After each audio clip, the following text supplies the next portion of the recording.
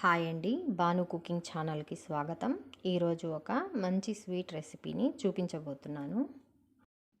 రంజాన్ పండుగకు చేసే సన్న సేమియాలు, కోవా సేమియాలు ఈ విధంగా పొడి పొడిలాడుతూ ఎలా చేయాలో చూపించబోతున్నాను. సూపర్ మార్కెట్లలో ఇలాంటి సన్నటి సేమియాలు ప్యాకెట్లలో దొరుకుతాయి. ఇప్పుడు ముందుగా స్టవ్ ఆన్ చేసి ప్యాన్ పెట్టి నెయ్యి వేసుకోవాలి. నెయ్యి కాగిన తరువాత జీడిపప్పు, ఎండు ద్రాక్ష వేసి దోరగా వేగాక ఒక ప్లేట్లో పక్కన తీసి పెట్టుకోవాలి. ఇప్పుడు ఇందులోనే ఇంకొంచెం నెయ్యి వేసుకొని లో ఫ్లేమ్లో సేమియాలను దోరగా వేయించుకోవాలి. ఇప్పుడు సేమియాలు దోరగా వేగాక ఒక బౌల్ నిండుగా చక్కెరను ఇందులో వేసుకోవాలి. సేమియాలు చక్కెర కలిసేలా ఈ విధంగా కలుపుకోవాలి. నేను ఇక్కడ ఒక బౌల్ నిండుగా చక్కెరను వేసుకున్నాను. మీరు మీ టేస్ట్కు తగినంత చక్కెరను వేసుకోండి. పాలు ముందుగానే కాచి పెట్టుకొని ఉన్నాను.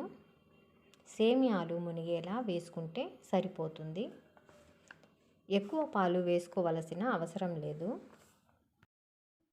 ఇప్పుడు పాలల్లో ఈ విధంగా రెడ్ ఫుడ్ కలర్ వేసుకుంటున్నాను. పాలు ఉన్నప్పుడే రెడ్ ఫుడ్ కలర్ వేసుకుంటే కలర్ సమానంగా కలుస్తుంది. నేను ఇంకొంచెం రెడ్ ఫుడ్ కలర్ను వేసుకుంటున్నాను. ముందుగా వేసిన ఫుడ్ కలర్ సరిపోలేదు.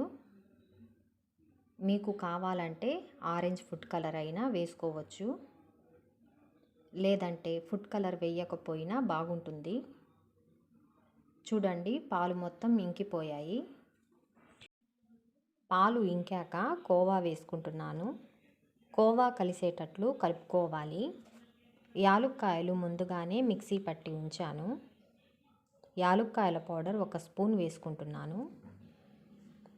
యాలుక్కాయల పౌడర్ సేమియాలకు కలిసేటట్లు కలుపుకోవాలి. ముందుగా వేయించి పక్కన పెట్టుకొనున్న జీడిపప్పు, ఎండు ద్రాక్షను వేసుకుంటున్నాను. సేమియాలు మొత్తం కలిసేలా కలుపుకున్న తరువాత సేమియాలు చల్లారనివ్వాలి. పూర్తిగా చల్లారిన తర్వాత ఒక ఫోర్క్ సహాయంతో ఈ విధంగా సేమియాలను విడివిడిగా చేసుకోవాలి. చూశారు కదా, కోవా సేమియాలు ఎంత బాగా పొడి పొడిలాడుతూ వచ్చాయో.